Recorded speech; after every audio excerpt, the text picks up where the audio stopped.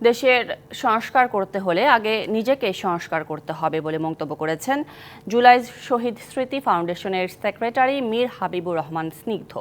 দুপুরে কুমিল্লার লাকসাম পৌর মিলনায়তনে সুরক্ষা পরিবার আয়োজিত আপনজন স্বীকৃতি ও ভালোবাসা শীর্ষক অনুষ্ঠানে কথা বলেন তিনি।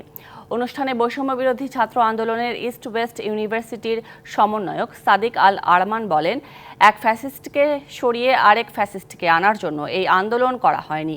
এ সময় উপস্থিত ছিলেন সাবেক পৌর মেয়র মফিজুর রহমান সহ অনেকে। এখন দেশ সংস্কারের সময়। দেশ সংস্কার করতে হলে আগে নিজেকে সংস্কার করতে হবে।